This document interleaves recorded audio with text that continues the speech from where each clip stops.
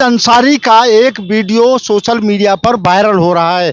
इसी पर आज हम बात करेंगे अलीगढ़ के राजा महेंद्र प्रताप पार्क में सियासी चौक में। मेरे साथ देखिए तमाम लोग यहाँ पर मौजूद हैं, आम जनता के लोग। इन्हीं से हम जानने की कोशिश करेंगे कि जिस तरह से जो मौलाना का जो वीडियो वायरल हो रहा है, जिसमें वो चुनाव के नतीजों को लेकर बंगाल में मुसलमानों को भड़काने की कोशिश करता दिख रहा है।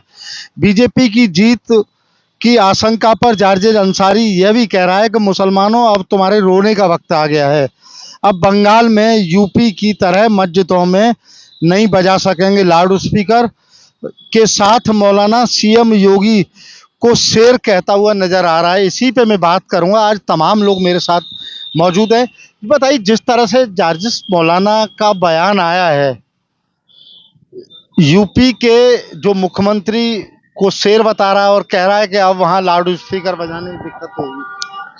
देखिए, जार्जिस अंसारी जैसे जाहिल जो मौलाना है पूरे हिंदुस्तान के, इनका मुख्य काम ही सिर्फ हिंदुस्तान में मुसलमानों को भड़काना है। और ये लोग क्योंकि अब अच्छी तरह समझ रहे हैं, क्योंकि बंगाल में कल के बाद भारतीय जनता पार्टी की सरकार हमारे यशस्वी प्रधानमंत्री माननीय नरेंद्र मोदी के नेतृत्व में भारी बहुमत के साथ बनने जा रही है, तो इन्हें अब परेशानी हो रही है। जबकि ये नहीं देखते कि अगर ममता बनर्जी ने जो पिछले 15 साल में किया उसका किया हुआ, तो इन्हें भोगने का वक्त अब आया है। और अब दूसरी बात यह है कि भारतीय जनता पार्टी जब इनको भड़काने का मामला है, तो ये नहीं सोचते कि भारतीय जनता पार्टी की सरकार सबके साथ, सबका विश्वास और सबका जो है सबको साथ लेके काम चलने का साथ चलने का काम करती है। किसी के साथ बदले की भावना से काम नहीं करती हमारी सरकार। हमारी सरकार आने के बाद बंगाल में पूरा विकास का एक नया युग शुरू होगा। और किसी से बदला लेने का हमारा क्या मतलब है? हमारी सरकार बदला लेने का काम नहीं करती है। अच्छा, मौलाना क्यों लोगों को जो है कि भड़काने की कोशिश कर रहा है, क्यों दिखा रहा है ऐसा? देखिए, मौलाना ने एक बात तो सही कही है कि उत्तर प्रदेश के मुख्यमंत्री शेर, वाकई वो बब्बर शेर हैं। और उनके द्वारा जितनी भी रैलियां बंगाल में करी गई, आने वाला समय में परिवर्तन होगा, वहाँ भाजपा की सरकार बनेगी। और जहां जहां बाबा ने रैलियां करी वहां वहां कमल खिलेगा। और बात रही मुसलमानों को भड़काने के लिए, इस प्रकार के हिंदुस्तान में बहुत मोहल्ला मौलवी हैं जो मुसलमानों को बार बार प्रोवोक करते रहते हैं। देखिए, भाजपा सरकार जहां भी बनी वहां कभी भी बदले की भावना भाजपा के द्वारा नहीं रही। लेकिन 15 साल में ममता बनर्जी बताएं, और ऐसे मौलवी बताएं जो ममता बनर्जी की इनडायरेक्टली कहीं ना कहीं फेवर करते हैं और ममता बनर्जी जैसे लोगों को समर्थन करते हैं। बताएं कहां उन लोगों ने विकास करा है और कहां भाजपा ने किसी मुसलमान के साथ गलत करा है। लाउड स्पीकर की आप बात कर रहे हैं, ऑनरेबल सुप्रीम कोर्ट ने कि कई बार ऐसी गाइडलाइन है कि नॉइज पोल्यूशन को लेते हुए इस डेसिमेल पर लाउड स्पीकर चलेगा।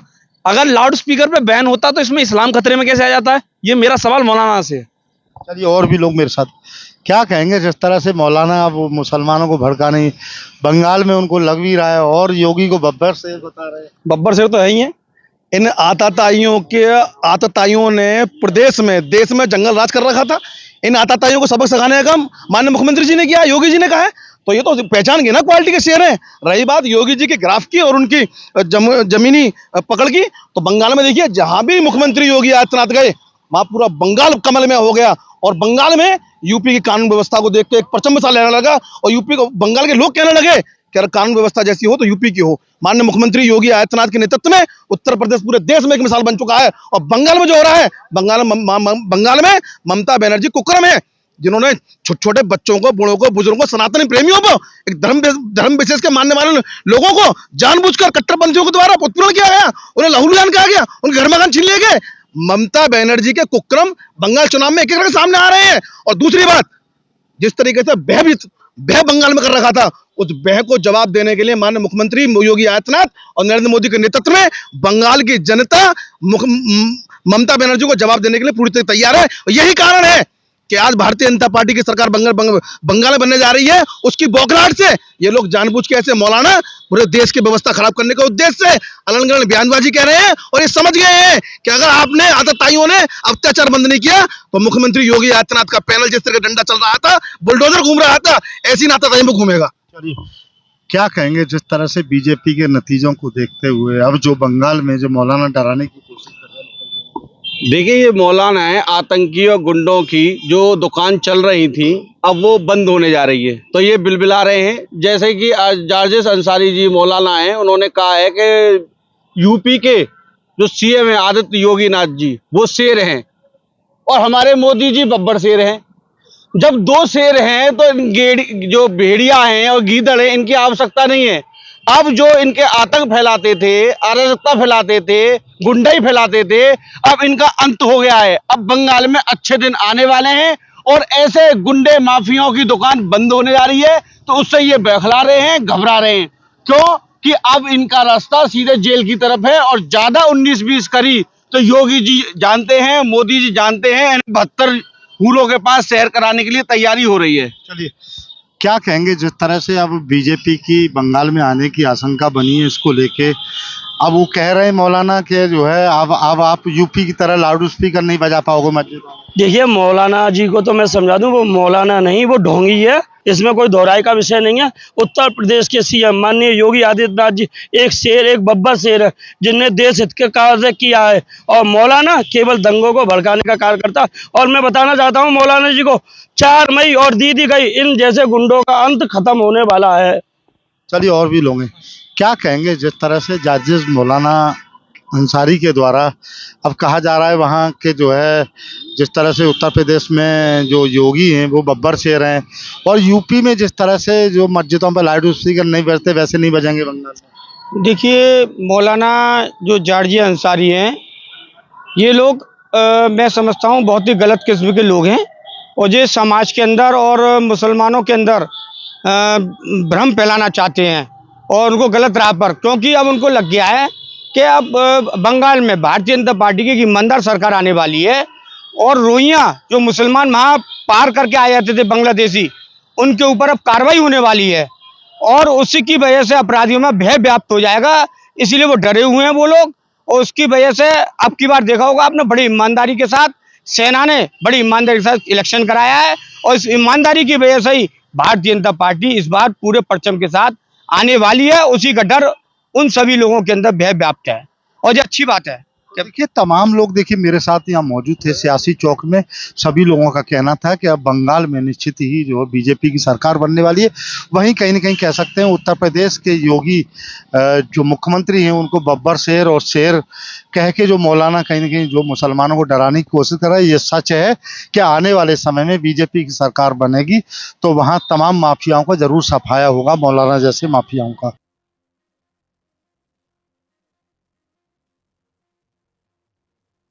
मौलाना जरशीस अपने बयानों को लेकर अक्सर विवादों में रहते हैं। एक बार फिर से उन्होंने एक विवादित बयान दिया है जिसमें वो कहते नजर आ रहे हैं कि पश्चिम बंगाल में भाजपा सरकार आने वाली है और अब पश्चिम बंगाल में मुसलमानों के रोने के दिन आने वाले हैं।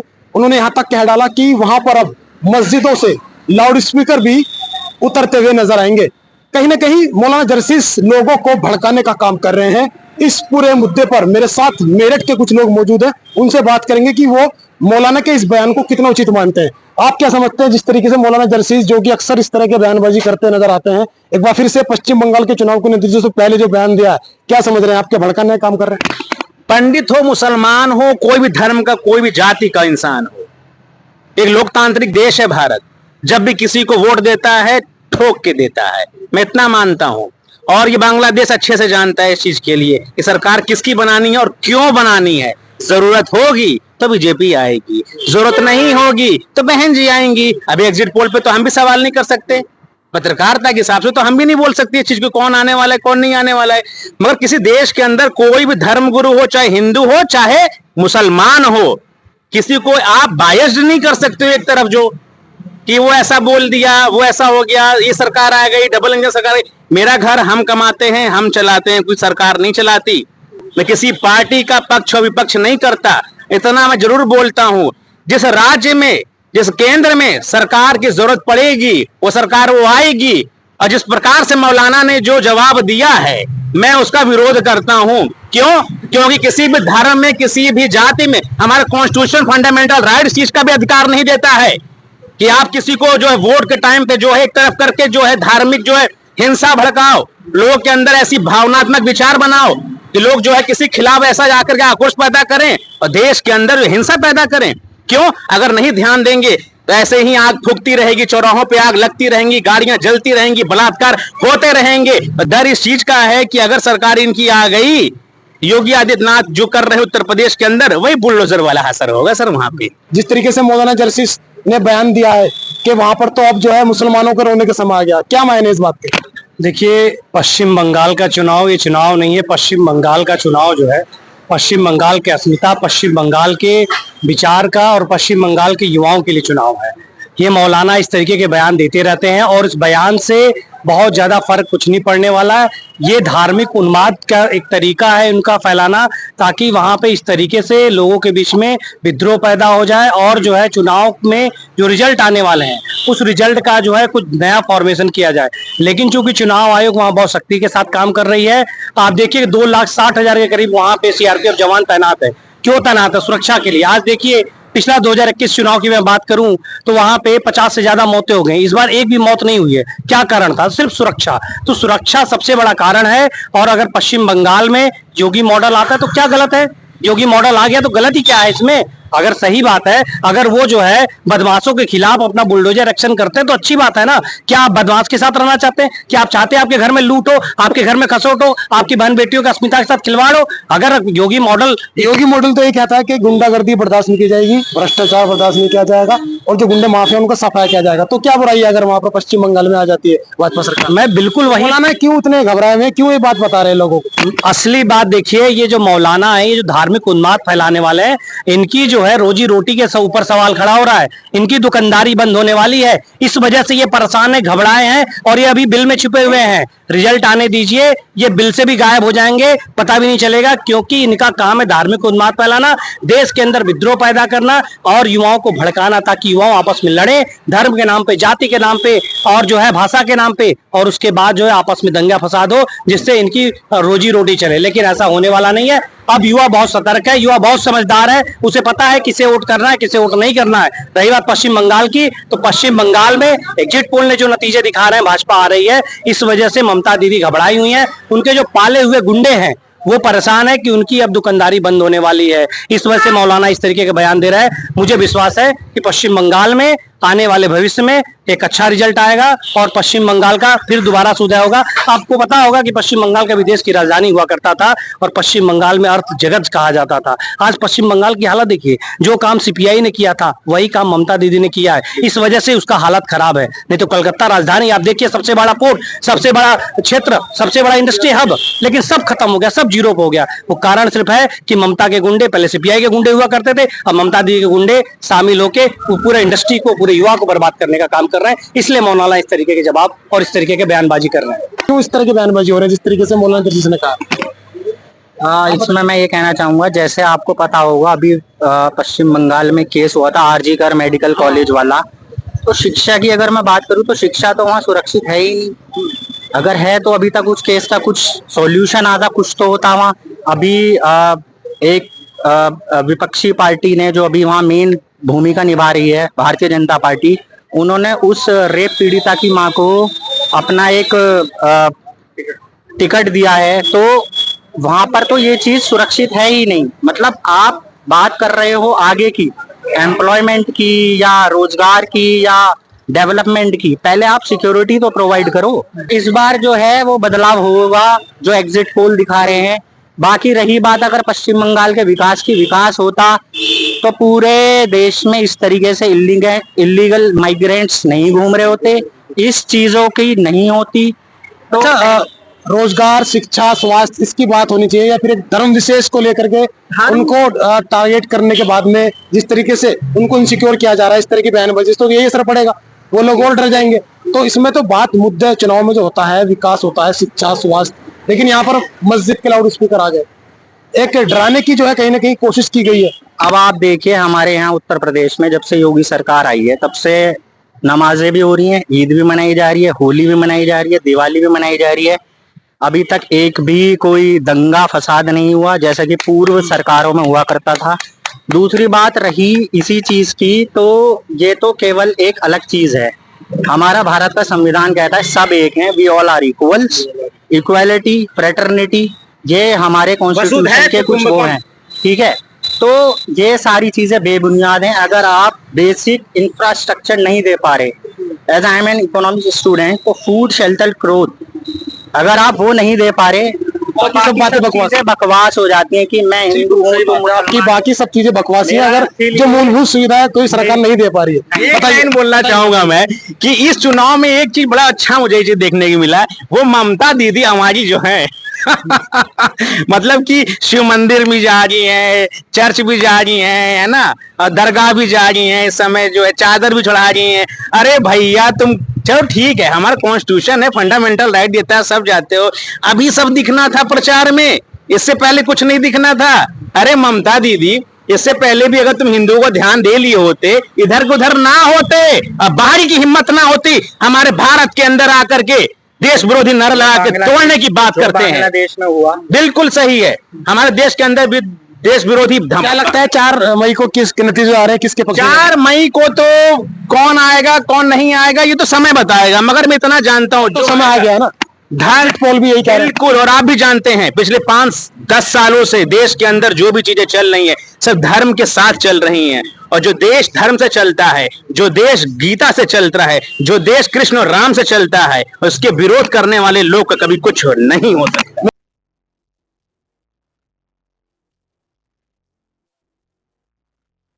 बंगाल चुनाव में एक मौलाना का वीडियो वायरल हो रहा है जिसमें मौलाना दावा कर रहे हैं कि उत्तर प्रदेश की तरह अब बंगाल में भी मस्जिदों में जो अजान की जाती है उसका लाउड स्पीकर उतार दिया जाएगा। वो कह रहे हैं कि यूपी में एक शेर है जिसने वहाँ पर लाउड स्पीकर उतरवा दिया, और जो हालात मुसलमानों का है अगर ऐसे ही रहा तो अब बंगाल में भी लाउड स्पीकर उतार लिया जाएगा।